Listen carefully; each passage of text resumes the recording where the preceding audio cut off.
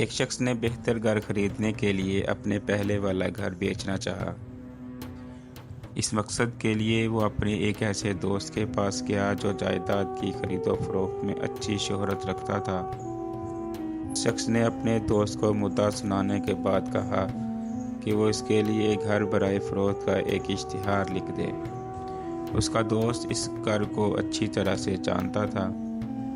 اشتہار کی تحریر میں اس نے گھر کے محلِ وقوع، رقبے، ڈیزائن، تعمیراتی مواد، باغیچے، سوئمنگ پول سمیت ہر خوبی کا تفصیل کے ساتھ ذکر کیا۔ اعلان مکمل ہونے پر اس نے اپنے دوست کو یہ اشتہار پڑھ کر سنایا تاکہ تحریر پر اس کی رائے لے سکے۔ اشتہار کی تحریر سن کر اس شخص نے کہا، برائے مہربانی اس اشتہار کو ذرا دوبارہ پڑھنا، اور اس کے دوست نے اشتہار دوبارہ پڑھ کر سنا دیا۔ اشتہار کی تحریر کو دوبارہ سن کر یہ شخص تقریباً چیخ ہی پڑا کہ کیا میں ایسے شاندار گھر میں رہتا ہوں اور میں ساری زندگی ایک ایسے گھر کے خواب دیکھتا رہا جس میں کچھ ایسی ہی خوبیاں ہوں، مگر یہ کبھی خیال ہی نہیں آیا کہ میں تو رہ ہی ایسے گھر میں رہا ہوں جس کی ایسی خوبیاں تم بیان کر رہے ہو۔ مہربانی کر کے اس اشتہار کو ضائع کر دو، میرا گھر بکاؤ ہی نہیں ہے۔ ایک بہت پرانی کہاوت ہے کہ اللہ تعالیٰ نے جو کچھ نعمتیں تمہیں دی ہیں ان کو ایک کاغذ پر لکھنا شروع کر دو، یقیناً اس سے لکھائی کے بعد تمہاری زندگی اور زیادہ خوش و خرم ہو جائے گی۔ اصل میں ہم اللہ تعالیٰ کا شکر ادا کرنا ہی بھلائے بیٹھے ہیں، کیونکہ جو کچھ برکتیں اور نعمتیں ہم پر برس رہی ہیں ہم ان کو گننا ہی نہیں چاہتے۔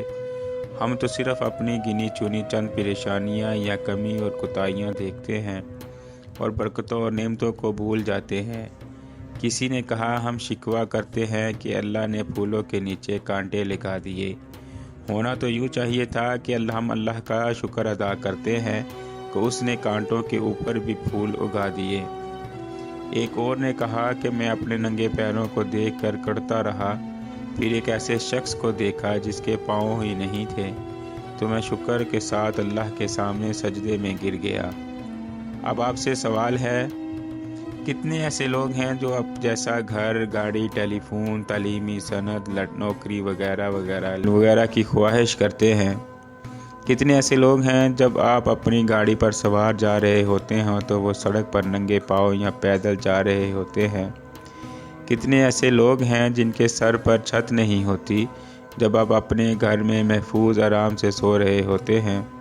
کتنے ایسے لوگ ہیں جو علم حاصل کرنا چاہتے تھے اور نہ کر سکے اور تمہارے پاس تعلیم کی سند موجود ہے؟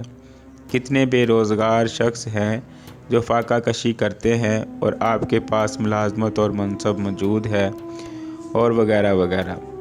ہزاروں باتیں لکھی اور کہی جا سکتی ہے۔ کیا خیال ہے ابھی بھی اللہ کی نعمتوں کے اعتراف اور ان کا شکر ادا کرنے کا وقت ہی نہیں آیا کہ ہم کہہ دیں کہ یا پروردگار تیرا شکر الحمدللہ۔